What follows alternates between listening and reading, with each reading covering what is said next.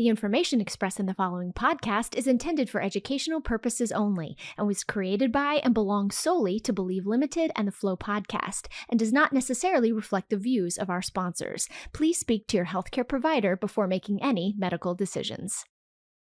We have these little duckies here today. You have to go duck someone. Yeah. What's that mean? Jeeps. If you drive a Jeep, Jeep owners will put rubber duckies on each other's Jeeps. Now that's all you're going to see. Yep. Mm-hmm.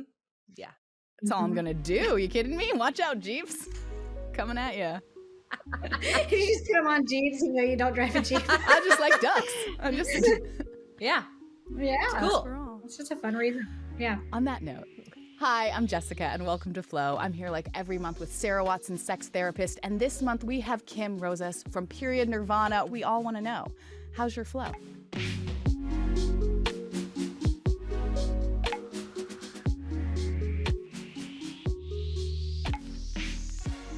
Welcome once again to Flow. We start off Flow with a quick check-in to normalize the reality of menstruation by answering that question we love to ask. How is it? How's your flow? We'll answer. Or Kim, would you like to share where you're at? I can share. My flow is in the luteal phase. So I just passed an ovulation moment, which was a little crampier than usual. And I'm just waiting. I don't technically track. I just listen to my body and wait for people to react to how I'm acting or cry at a commercial. And then once I cry at some random thing, I know we're there, but not crying yet. So I have more time. True offline tracking, not even actually counting the days, just allowing the moments to show themselves. Mm-hmm. Brilliant. Mm-hmm. Love it. Jess, Sarah, I was going to say, where are you? Oh. I was going to ask you first. I'm PMSing for sure. I'm just tired though. My ferritin's a little low. I've been talking about iron deficiency on Flow and I got it tested. It's not low for the technicality, but symptomatically I'm a bit fatigued. So I'm gonna follow up on that. Okay, good. That's where I'm at. Glad you got that checked. Yeah. Thank you so much. You're welcome. Drinking an energy drink. Sarah, where are you at? I am a little lost right now, and I know that seems silly because usually I'm on track, but IUD, and I think I ovulated last week, but it wasn't 100% sure. So we'll see what happens. I'm feeling fine today. So, but my daughter's now out of school, so that changes everything. So we'll see what happens. Ooh, yeah, summertime is here. Summertime we've been having. It's getting hot. It's getting hot out and hot in this world, but luckily there's things to cool us off, like an oasis dedicated to menstrual care, and that's just what Kim has created, and we're going to talk all about it right after this quick break to hear from our sponsor. This ad is brought to you by Von Vendi, Von Willebrand Factor Recombinant. Hi, my name is Nicole. I didn't always feel empowered to speak up for myself or ask for the care and support I needed. Becoming part of a community and hearing other people's experiences helped to change my perspective. That's why my deciding factor is making my voice heard. To hear my story and access other helpful resources, drop by Von Vendi, that's VONVENDI.com/patient-stories. We are back. It is August. We are flowing. We are flowing with Kim. Kim, you're flowing in from Nashville today. Is that right? Asheville? Yeah, Asheville. In Asheville and in Nashville are dangerously close to one another, especially when you have a Southern accent, and it really just draws it all together. So I've had to ask people, oh, where were you? In Nashville? In Asheville? In Nashville. It all sounds the same to me, but we are in Asheville, North Carolina. Bless. And how is it in North Carolina today? Very, very hot. Doesn't matter where you are. It's just very, very, very hot and sticky and humid and oppressively hot. Yeah, which in luteal phase is even more of something to endure, of course. What sort of tools do you use when in your phases in such oppressive heat? Do you have any tips? Air conditioning. It's really, Thank God. Everyone's like, you look pretty good for your age. And I'm like, I don't go outside just as a general rule. So I'm a very air conditioned person. And I did an outdoor event over the weekend for the store. I brought a swamp cooler because I was like, I'm not about this. So I just stood in front of a misting fan the entire time. Oh, I love that. Amazing. That's a solution we can all get behind or in front of, I guess. Yeah, for sure. I was going to ask the hurricane and the floods and everything. Did that impact you last? It was it's almost a year, right, Kim? Did that happen? Yeah, did that impact you? Well, so we had not opened our doors yet. And in fact, we weren't even in the build out phase. We were waiting for permits. Okay. So where we are in West Asheville, similar to downtown Asheville, those two areas were pretty much untouched. But, the wildest part of it is you go 3 minutes, 2 minutes down the road by car, you're in the River Arts District of Asheville. And that was, one of the areas really super decimated. Same for the Biltmore Village area, very close to our store. But, we were very fortunate that the building that the store was being put into, the plans made, all of that was completely untouched. And, we maybe had an extra month wait just from a permit point of view. Also just like contractors and, lots of construction going on right after that. So even if it was just a month, it was something, we didn't have to feel bad about because we wanted everyone else to get to where they could reopen versus us starting our new construction. Right. Awesome. So how long have you been open now as we're recording this? Maybe not when listeners are hearing it. I guess 3 months, almost 4 months. Yeah. Awesome. Very exciting. Let's take a step back. How did the idea form for you that a location was needed, a brick and mortar spot? Well, I have a lot of enablers in my life who probably push me to do things out of my comfort zone more so than I would do myself, because we have been an online sort of educational website for period product education, as well as like an online e-commerce store. And the e-commerce was always the way we supported the education because the education's free. So that's sort of how we monetize, my videos going online and talking how to use a menstrual cup, how to use a menstrual disc. But we always get questions like, could you do a consultation? Or, can I ask my doctor how one of these works? Or can I ask my doctor if one will work for me? And so there's just this huge disconnect between what the information you can get online is and what you can get in person. There is a growing number of reusable period products available on the shelves. So you can go to CVS or Target or Walgreens and you can find a menstrual cup here and there, or maybe a menstrual disc, not usually reusable ones, but you can find the disposables. But you could never find someone to ask, like, okay, if I buy this today, what do I do with it? How do I put it in? And I always told my husband, like, if I opened a store, Asheville would be the place. I was looking at real estate and found a place and jokingly said, oh, this would be great. And I started thinking about it and joking about it, but the jokes became less jokes and more serious. And they became mock-ups in Photoshop. And then they became, okay, well, what does this look like? What does a construction loan look like? And what does a build out look like? And can I qualify with, my business background, as a business, and would they give me money? So we talked to a bank. And so then suddenly we were opening a store. And I mean, it wasn't sudden. It was a very slow, agonizingly long process. A lot of like downtime in between big decisions, which I didn't expect. It's like, now we wait for this to marinate for like 6 months or whatever it is.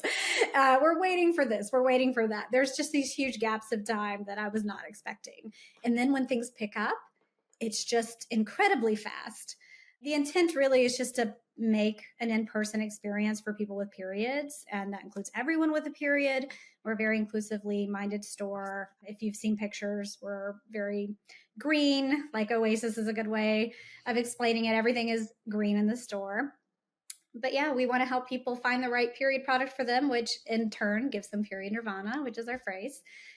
And we're all having a good time in there.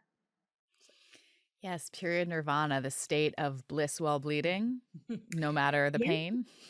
Well, it's, for me as a product educator, it's like when everything works and you can't feel it, you're not leaking, and it's the right product for you. And so when all of those things come together and you've found, I guess a lot of people call them their Goldilocks product or Goldilocks cup or Goldilocks disc or, what have you. And so that whole experience is reaching period nirvana. And then you can forget you're on your period, at least in the product way. You don't have to think about leaking. You don't have to think about, why does this hurt? Why is this stabbing me? And you can just live your life and think about the other parts of having a period, which are, we can't cure that. We can't cure that part. Yes. No, but the finding the just right product, the Goldilocks product. Wow. Yeah, that's fun. Well, should we back it up even more, Kim, and tell us, would you be open to telling us about, do you remember getting your first period and what that was like for you? I do. I don't have this big, milestone moment memory like a lot of people seem to have. I do remember being very secretive about it and stealing products from my older sister, who was five years older than me, and just using those products. And I don't know that it was ever a thing. I don't think I ever really even said it to anyone. I just started taking care of my needs, and I was somewhat late, so it was almost like I started my period and then I started working. And so I was buying my own products and just never had a conversation around it really. I remember my mother was very open about having her period, but not in a discussion way, just like, here, watch me rip this ginormous pad out of my underwear. And she had a very heavy period. So that did leave an impression on me like, oh, very red, very saturated, very huge pad. But, I navigated it all on my own. I looked at the little diagrams for my tampons and just marched on. And it was not a celebration, not a dreaded thing. It was just, oh, here we are. And then we'll just do this forever, or at least for many decades. Okay.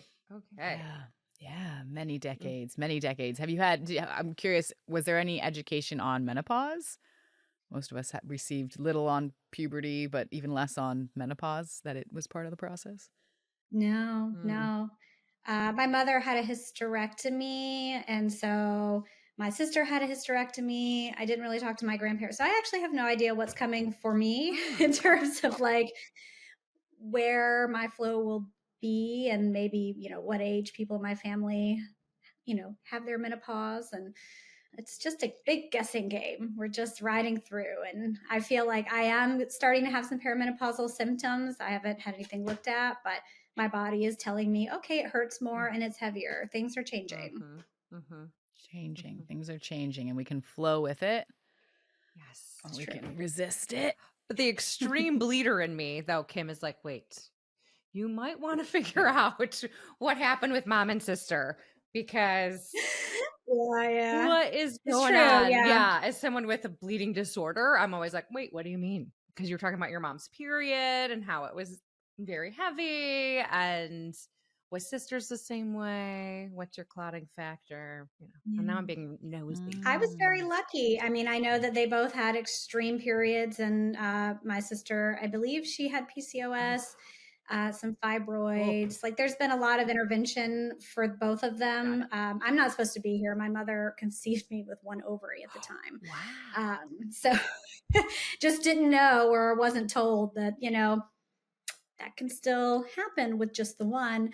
And we knew, and actually that's why I had children so young. I just kind of saw this family history and I was like, there was a lot of stuff going on very early. I'll go ahead and, while I'm fertile, young in our marriage, go ahead and have our kids just in case that's my future too. And it turns out, Murphy's Law is that I did that early to avoid any potential issues. And actually I've had pretty normal, regular, average periods. Good. Not light, not heavy, just middle of the road. Great. Just, I always like to check, hey, wait, that's alarming to me. Let me get on my bleeder soapbox for just a second. So glad you know. We love that soapbox. We need a new theme song for whenever there's a bleeder soapbox moment for Sarah. I love it. So then that was your experience with extreme periods, would have been via your sister's PCOS. Were you aware when she was diagnosed with it? Was it something you were then informed or educated about? Or were you sort of heard of it? Not really. We didn't really talk. I mean, this was much younger and we just never really spoke about it. I just heard a few things here and there. And then she's like, I haven't had a period and I don't remember. And, it comes up every once in a while. So, and then, I'm not really in contact with my mother at this point. So, missing that matriarchal family connection to really know what's going on. I understand that deeply.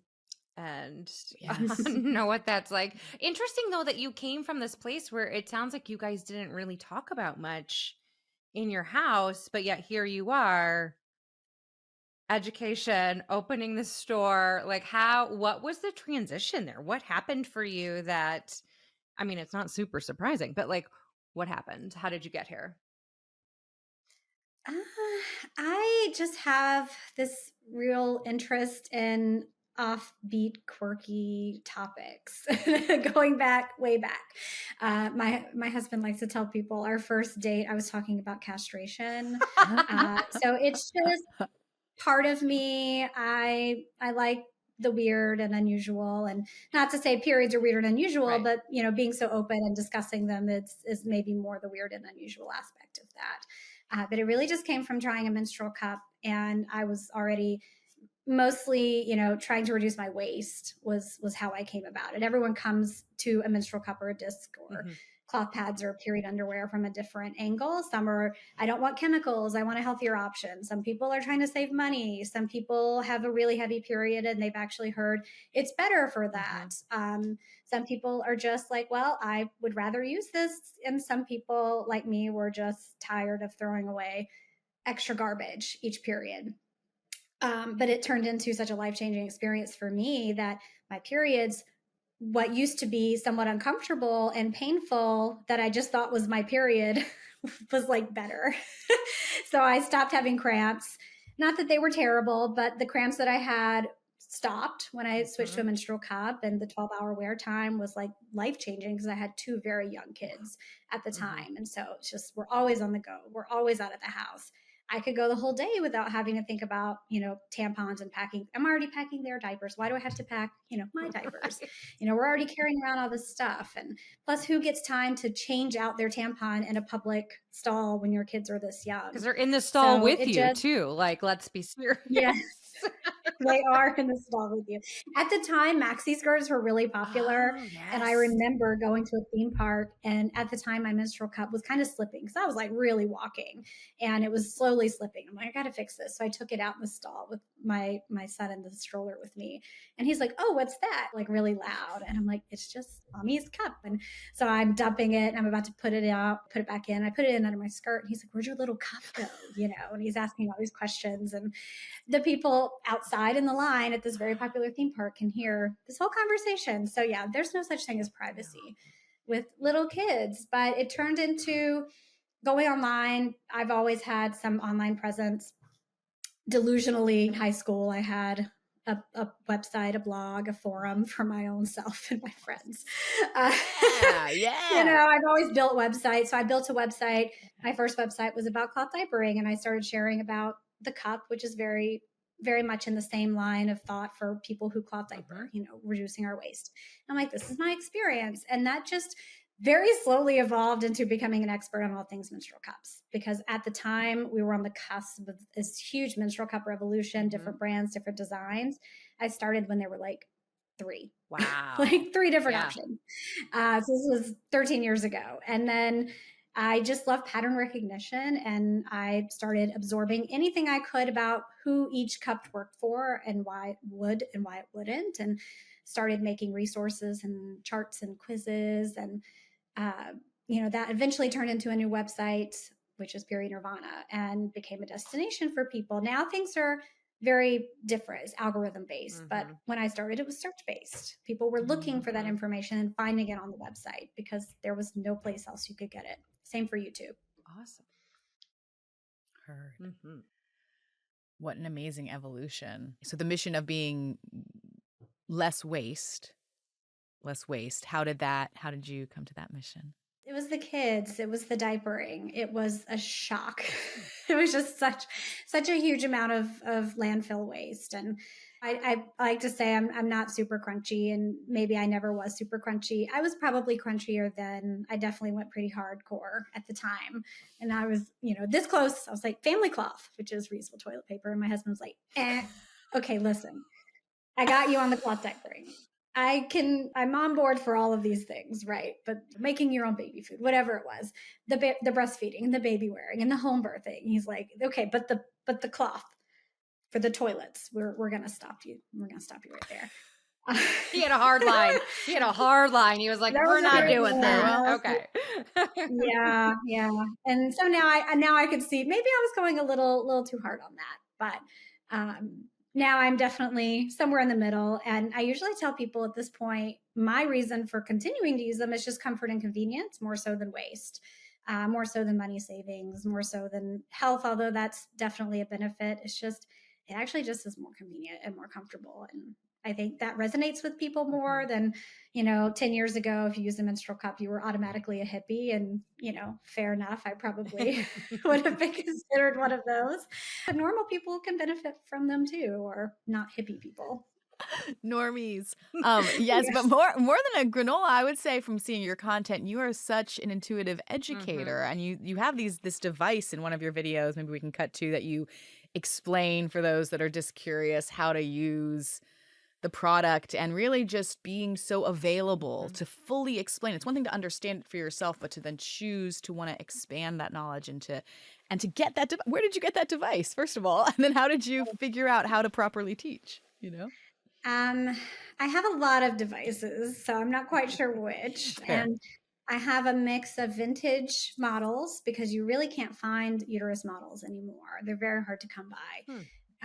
And I've made some of my own, and I've taken some vintage models and sort of customized them into better cup and disc models in some ways, or to fit my aesthetic. So I've learned molding and sculpting and casting, and I had a 3D print made for one of my models with the mesh. That's the one I like. Yes. Certainly to explain how cups and discs fit in the body. And, I am like always a natural teacher. I did want to go into teaching at some point. I studied history, so a lot of my researching skills comes from that. And I'm a visual learner, and for whatever reason, I just like to explain things to people. So I just did that on the internet and keep doing that on the internet and now in the store in person, which is nice. It's amazing. Absolutely. Go ahead. Yeah. Sorry, we like to jump over each other. Kim, tell me about, because you have like a menstrual museum. Like, it looks like you have, and I love that content. So can you tell us a little bit more about that? And you just said history major. Tell us a little bit more. Yeah. So as I got into this alternative period product world, just was like, okay, well, where's the first? Who's the first? Who did this the first time? And started researching the history of specifically reusable products, but of course, in the fray, or just all period product innovations and in history. And at first, it was, you would Google and say, Leona Chalmers invented the menstrual cup. And I'm like, okay, fair enough. But then I come upon some information that counters that, but it's not the popular answer because it's not the clear answer. It was really easy to say that this one woman who was, very outspoken as a, women's health expert and advocate invented the menstrual cup. And she received lots of credit for that. Every website credited her for inventing the menstrual cup, and that was not right. So I just kept digging and found older menstrual cups and continued to find information. Now I can at least find an advertisement for menstrual cups going back to 1927. Amazing. Yeah. So that's just put me onto that path. And I've been collecting information, deep diving, discovering new things, which is always exciting, correcting some misinformation out there on the internet, because, this is not a popular topic that people are researching, and they're more often repeating misinformation. And while that might not matter to some people, it does kind of matter to me and bothers me a little bit. And so the museum is what came about during this research. I would just purchase a lot of things because it made researching easier. I could just find the product or find the pamphlet, and just came across, in our museum case, we have a menstrual cup from 1942. And that menstrual cup was sold in the 1930s, going into the 1940s. It was sold MLM style, like Tupperware party style, which actually makes perfect sense for the time Yes. and age, because you can't talk about this openly. And Leona Chalmers still gets a lot of credit from me for what she did for the menstrual cup, but she did not invent it. And in fact, if anyone had read her book, which she wrote, she tells you just straight out she didn't invent it. So, Oh my gosh. Well, we're so glad you read it and that you're this wealth of knowledge. So Yes. wait, this 1942 sample of a cup that you have, what is it made of? So those original cups, including the Daintet, which is the brand that we have in the museum case, were made of natural rubber. Okay. Yeah. Intrigue. I guess And you can that's still get menstrual cups made out of natural rubber now, but rubber is a common allergy, latex, Sure. rubber. So, when the silicone menstrual cup was developed in 2002, that definitely made it more comfortable, but also more available to people. Yeah. So we call it the 100 Years of Menstrual Technology exhibit because we have basically 100 years of products. If we go back any further, things get a little weird. We're looking at aprons, we're looking at just skirts, letting it bleed, Free bleed with a special some skirt. gauze, some homemade cloth. Okay. I mean, it's really just 100 years ago is when things were commercialized, Right. essentially. fascinating. I know. I'm like, I want to see. I can't wait to everything. go visit. I know. I know. That's so We got to cool. take a flow trip. Yes. Let's go take a flow Love trip. a field trip. What's your favorite piece at the museum? The cup is definitely up there. It's really fun to have. I actually have two of them, believe it or not, two of the same cup. But I really, this is so hard. We have some 1970s disposable toss-away cups, or toss-away, I guess is what they would call them. And I really love this diaphragm inserter that we have because it is the scariest looking thing you've ever seen. It looks like half of a banana hair clip from the 80s. Has a lot of like ridges and but a mix between a banana clip and a bone. And it was used to stretch the diaphragm across from the tip over to the notch, and you would insert the diaphragm. So it would like hold it to be narrower. Then it has a hook on the other side that you use to remove it.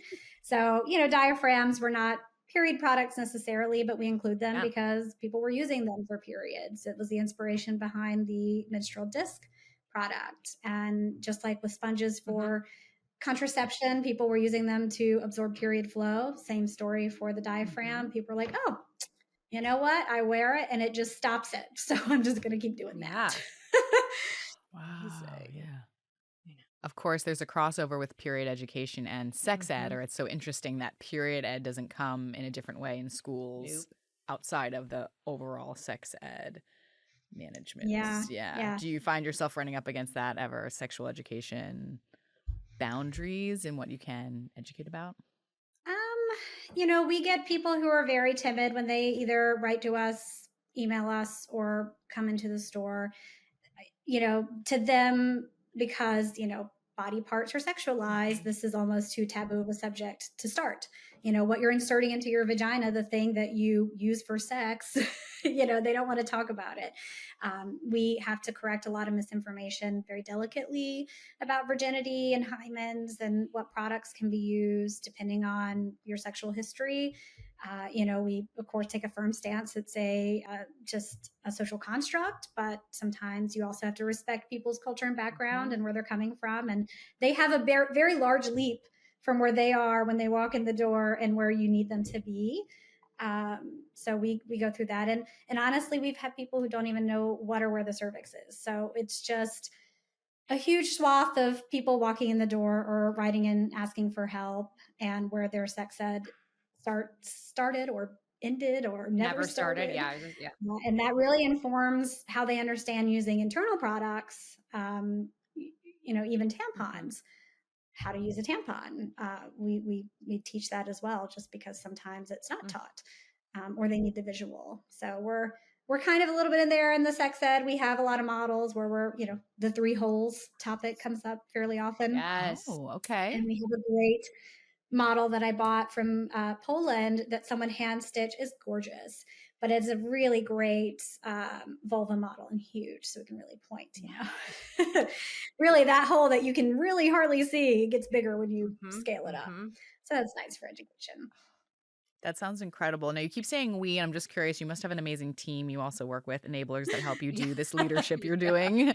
Would you like to share about how you've Thundercats assemble, how you gathered a team? to be part of this? So part of the we is I always just say it because I'm used to running a small business, and for the longest time it was me, and so it was just we, as in me.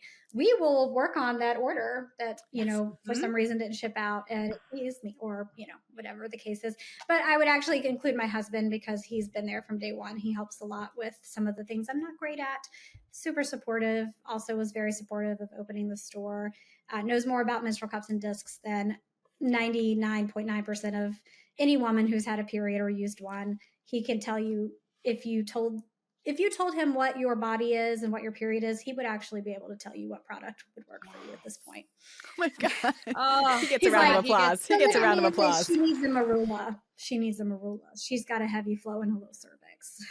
I love him. And I'm like, okay. That's great. But now we have a slightly bigger team. So we do have a manager at the store, and her name is Florence. She doesn't like being called Flo, but it is perfect. So her email is flo@periodnirvana.com. And she has just so quickly learned what needs to be learned for a store like this, and has been so fantastic. Our customers love her. She's experienced endometriosis. She's very passionate about periods as well, and helping people through what they might be going through as she's going through her own journey. And that's always inspiring for me and for everyone, because we all have different period issues, and I got really lucky. So it's always, I wouldn't say humbling, but it can be difficult to listen to how hard other people's periods are when you've won the lottery, so to speak, as a person with a period. And even though I don't have that exactly, it's part of why I do what I do, because I do get a lot of messages into the store to say it was life-changing when they took the quiz or watched this video, realized they could use this product, and their periods that, would have to change a tampon every hour or less, or could not leave a house. Now they can get 2 hours, 3 hours, 4 hours. And, it doesn't sound like a lot, but life-changing. It is life-changing. So we're lucky to have her. We have one part-timer right now. We will probably, hopefully, have more in the future. So we're still we is very small. We is still very, very small, but it's growing. That's amazing. Small but mighty. Yes. That's also the royal we. There's the editorial we, but it sounds like you have some wonderful people. We would love to hear about if Flo ever wanted to share. Florence, sorry, about her endometriosis. We certainly would love to talk to her on Flo about that. Yeah, she's in there every day, and people just love her. She soaked it up like a period sponge. Perfect. And she tried a menstrual disc. She had tried a disc many, many years ago, and it didn't work for her. And we determined she had a backwards facing tilted cervix that was really far to the back vaginal wall. And in that case, it's very hard to use a disc because you have your cervix and you have to tuck the disc behind the cervix. Well, if it's up against the wall, you're just doing this. Like you're just banging on it. It's not going to tuck. And so it leaked for her, and she never used it. But she uses and loves her cup. But I'm a huge menstrual disc advocate in person. So she was like, all right, I'm going to give it another try. And I've told her about the scooping method, which is you kind of like angle it and towards your back and try to scoop into where it needs to go if you have a backwards facing cervix. And she's getting there. She's, it's not quite 100%, but she's getting to where it works. But more than anything, she was just like, I want to know how this works, because now people are asking me, and if I experience whether it works for me or not, I can answer those questions better and understand my anatomy better, because so much of using these products is just like dig it in there yourself. Like really getting to know your body and your cervix and how things work. And once you know that, you can convey it. Like I can feel it more than I can see it, and people get to know their bodies in the same way. Amazing. Love it. They do with great educational tools like the ones you're helping supply. Yes. That's how it happens. Yeah, no, I love my models. I'm like the carrot top of periods. I feel like you'd be good on a stage. You do stand up ever? I feel like I don't know if it's your TED Talk, or I feel like you TED Talk. do well. TED Talk. No, it is kind of, you have to sprinkle in jokes when you do workshops and things for this, because you have to make people feel more comfortable, and joking is certainly a way to do that. Comedy breaks down that discomfort, because we need to laugh to get out of our nerves when we're talking to strangers about our vaginas. Yes. We do. Yes. So true. We do. Are you finding there's anything different with the younger generation that you're seeing that's coming in and having more access just be available online as far as comfort, shame, taboo subject matter? That's a good question. And honestly, the other day, we were talking about it, and the younger generation seems less interested in internal products on some level, but they know they exist, and they're just a little nervous, and they're still so young. I think there is wrapping your head around what's happening, and they just don't seem very interested. But, a lot of period underwear users, we sell period underwear as well. And that's what they're gravitating towards. Yeah. We have the boxers, we have the briefs, we have the whole spectrum. And if they decide to give it a try later, we're like, we're here, just stop on by. But for now, the period underwear seems to definitely be that top product so far in our store, other than discs, but with the older people, the 40 plus, really, really into those. 40 plus into the discs, yes. I certainly know using a cup was life-changing, and then learning about how to clean it, right? Learning about all the management tools that certainly I don't know if I ever even learned with a tampon per se. Just the idea that there is more availability to discuss these things. Do you find that with the younger ones coming in? Are they more open, or is it about the same? Very open. I don't think that there's anything holding them back from asking questions. And it could just be that our store gives that vibe. There is no such thing as TMI. I want to get a poster made, because every so often someone will say, I don't know if this is too TMI. And I just want to point to the sign. Point to the sign. There's no such thing as TMI here. You can discuss anything. We say discharge and clots more than anyone on the planet. This is just part of our daily vocabulary. How big is your clot? How many clots are you got? Like, this is part of our daily routine. I think they're very comfortable discussing it. We had someone in the other day, and they were just like, I'm just so glad you're here, because I've never had a single person to ask any of these questions to. And it was just like you said about cleaning, like, how often do I clean it? When do I sanitize it? How do I sanitize it? I thought I was supposed to do it this many times, and you're saying this many. And, also there's the internet. There's also conflicting information. So, but she was just like, I'm glad I'm here to ask all these questions. And we get even men, and actually we had some teenage boys come into the store one day just because they want to see the museum. They ask the best questions, to be completely honest. They ask questions you forget people don't know the answers to, especially like where we are in life, having had many decades of periods, but also being in this period world and period space. Like, sometimes I'm shocked, and I have to remember, no one is talking about periods all day. Like, in the general population, this is not their normal day-to-day conversation. So we get some of those questions. I'm like, oh, that's a thing you cannot know. I don't know if I ever didn't know it, but at some point I'm sure I didn't, and I just forgot that's a thing you don't know or couldn't know. I mean, it's just like what? The physiology of blood and where it goes. And, sometimes we get questions like, can you hear it sloshing in the cup? Like, can you hear things moving? Or, could the cup get lost? Or, just even the direction it's inserted would be a question. Also, what to do with the applicator is something people don't always know. Like, you take it out. I mean, there's just questions, just little things that I'm like taking for granted is common knowledge. And those teen boys bought tampon stickers. They loved it in the store. They had the best time. Awesome. They were like, I'm going to buy these tampon stickers and put them on my water bottle. And so we're out here educating those young men. Love it. You are doing the important work, Kim. Thank you. So great. Coming in ironically, they leave knowing way more than they intended. They had no idea what was going to happen. They're like, let's go be silly. And they're like, oh, we got educated, which is great. Yeah. Love that. No, they got educated. Yes.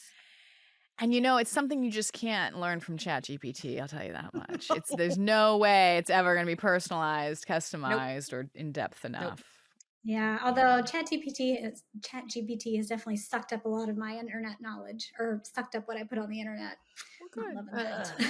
Well, teach the robots. We got to teach everyone, the robots too. They got to learn from someone. Yeah. No, they probably know more than you think, because they took it all from my website. Oh, shoot. You would be surprised. Oh, well, sure. But battling misinformation, if we can just take one moment on that, that's something you have to do in this realm of topic, but also just in this realm of existence. Like, there's so much misinformation Do you have any grounding tips on how when you first see something, how you decide whether or not it can be reliable? In terms of like determining if it is misinformation in the period space, I mean, some things I just outright immediately know this is BS. There's a lot, and there's a lot tied to like how much you're bleeding and how you can change that with a lot of sketchy products that you buy on TikTok Shop. Or, can you make it taste better and you buy it on TikTok Shop? And can you use this? A lot of cup brands are even on TikTok Shop, and they're saying things that I'm somewhat upset about, or their affiliates are saying things that I don't love. Like one instance was someone who showed themselves pouring bleach in their water that they were going to put their menstrual cup in, and I immediately sent it to the brand, and I'm like, I know you didn't put out that information, but you should know someone is with your brand in the video promoting your brand. So we're in this crazy space where you've got uneducated and unreliable people who just want to make a commission on TikTok specifically. And I mean, this really is all drilling down to TikTok. There's other places for misinformation, but it's where I see it the most because that's where the most videos are being made and the most money to be made just to sell a product. Yeah. So, most of the time I'm just shaking my head, and sometimes it's harmful enough where like you said, what do? I'm just calling it where I can or reporting the content itself.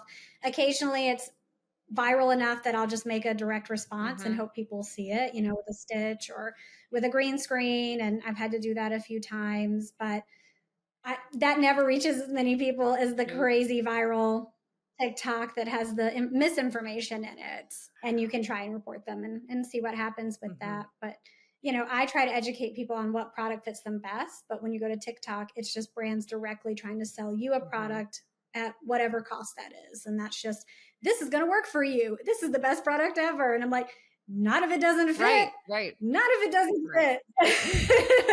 And I'm like, I know we all have to survive. And times are really tough. Like as a retailer, they're very tough. I just opened a store post hurricane and tourism is down and income in the whole city is down, and like truly tough times ahead. But it is still hard to watch people try to sell something at all costs, no matter the result or the outcome. And it can also be that the person who buys it and was told this is the best product ever uses it, and it's so bad for their body, it scares them away from ever trying again. And, then you really have to work harder to get that person on your side, so to speak, if they decide to use a cup or disc again. And if they don't, that's their prerogative. But it's unfortunate when someone's open-minded enough to try it and then they get burned because they just bought something that they were told will cure all their problems. And that's kind of how TikTok Shop sales. What's the new trend where it's like, I wish I hadn't got this product. I didn't know it was going to work so well. Now it works all the time. Have you seen that trend of advertisement? It's so weird. They're all a little weird. They're all a little weird. Yeah, I've even had to get on TikTok Live myself, and I'm like, oh, I hate this so much. I know it's part of this world, and I have to QVC it up. Yeah, let me show you how to put it in.